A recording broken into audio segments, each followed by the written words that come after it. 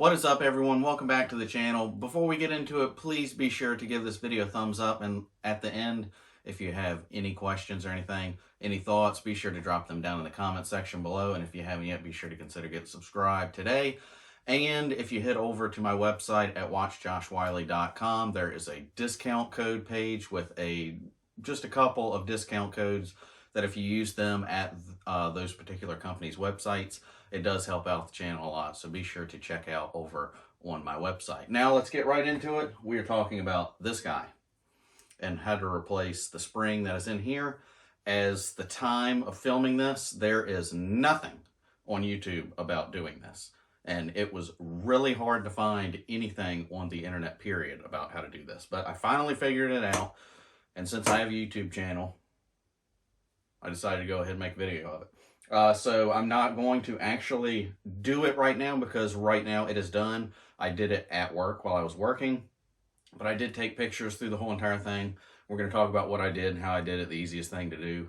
And yeah, so let's hop right into it.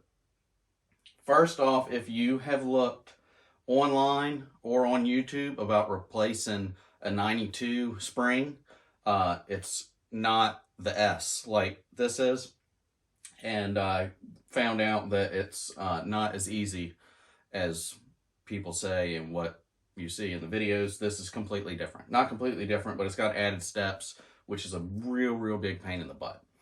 So we're trying to get this out because the spring is in here. So what we're going to do is it has a pin right here. Doesn't matter which way you put it out, push it out or put it back in. Get that spring out. You're supposed to be able to press this down, but you can't. That everybody says that in all the other videos and stuff you've seen about the 92, but not the S. You can't press this down, so you don't need to worry about doing that. Just lay it down and go ahead and press that pin out. You don't need to hold this from shooting out because it's not going to come out yet. So you need to press this pin out here. Then this is the magazine release here. If you look right at the top of that, you've got another pin in there that's really small. I think the pin here is an 1/8 and the pin in here is a 1/16. And you're going to need a really small punch to get that out. I didn't have a punch that was small enough to get that out. I actually had to go in my cabinet and find a drill that was small enough that I completely ruined the drill, but I was able to get that out. So you are going to have to get that out. As you press that out, you're going to be able to take this button off, and there's a spring back there. You can take that spring out, and then you'll be able to press this now that you've pulled that pin out, and then on the back here, this will come out this way. Once you pull that out, now this will freely come out, and be careful when you do that because that is a spring back there. As soon as you pull that out, that thing's going to shoot out if you're not holding on to it. So now we've got everything out. You've got your spring out. You can replace that. Put the spring back in. Also, there is I'm not sure what it's called, but there's another piece in here that works with this guy. Once you pull all that stuff out, it's going to fall down. It won't come out, but it will fall down, and it comes down to about right there. When you put your new spring in, you're going to want to be sure and make sure the spring goes over that. It's a piece that goes up in here, but it's kind of long, and it's got like this long tab that sticks out. You'll be able to see it, but be sure the spring goes over that and push that back up into place. Once you've got that spring up there and in place, you can put this lanyard piece back in, and it does have a hole in it this way for this to go through. Make sure you line that up right, or you ain't going to put it back together. And push that up in there. You'll have to kind of put some pressure because of the spring. Pop that in place, and then you're ready to put this back in. Go ahead and put your spring back in. Before you put this button back on, it's going to be a whole lot easier to go ahead and take that pin that you popped out of here and go ahead and tap it in place in this button, but not to where it goes into the hole, just so it's fixed in place. And then you'll have to hold this and then hold that in place, and that pin lines up with this hole.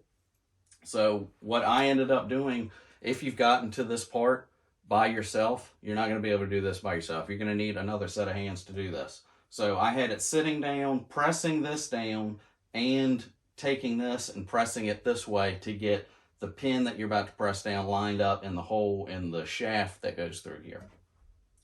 So one person's going to have to hold this down and push this in and make sure the pin's lined up, and another person's going to have to tap that thing in there.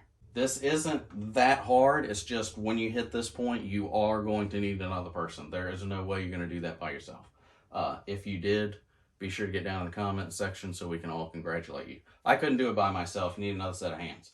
So once you got that in place and you make sure that this works properly, if you don't get the pin all the way in, and it's got like a burr or part of the pin sticking out, it's going to hit right there, and this isn't going to function right. It's not going to want to go all the way in there. So make sure that functions correctly. Now, if you've gotten to this point, the only other thing left to do is press this back in place. You can look through the hole and make sure it's lined up and put that pin in there. And that wasn't as hard as doing this. And then once you got to that point, this guy is done. And whether you're replacing the spring with the same spring weight, I didn't. I wanted to get a lighter spring. I think what's in here is 20 pounds. I think the one I got, the new one I got, is 12 pounds. You can really tell a difference, and I really like it. So once you got that done, you're completely done. You can just put your grips back on, which is what I am getting ready to do since I finally got this thing done today. Oh, and something else I forgot to mention, this will pop up on the screen. This is something else that I found out if you're having trouble keeping up or understanding what I'm talking about with everything. This is a diagram of the S, this model, and it shows all of the parts, so you can see all the different parts and figure out what needs to come out and how it needs to be put back together and stuff like that. So this will pop up on the screen. You can find that online.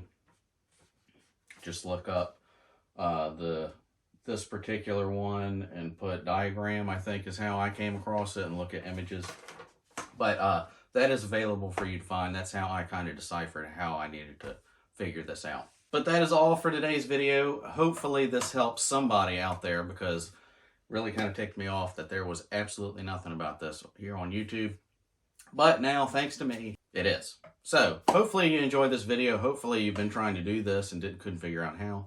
And now you're going to be able to do it by yourself until you get to that one step where you're going to need the help of somebody else. But hopefully this helped you if you're thinking about doing this or in the middle of doing it. Hopefully it helped. Be sure to give me a thumbs up. Let me know all of your thoughts. And if you have any questions or comments, be sure to drop them down as well. And if you haven't yet, be sure to consider getting subscribed to the channel. Be sure to use the discount codes over on my website. Link will be down in the description. And if you haven't yet, be sure to consider getting subscribed. That is all for today, and I will see you guys next time. See you.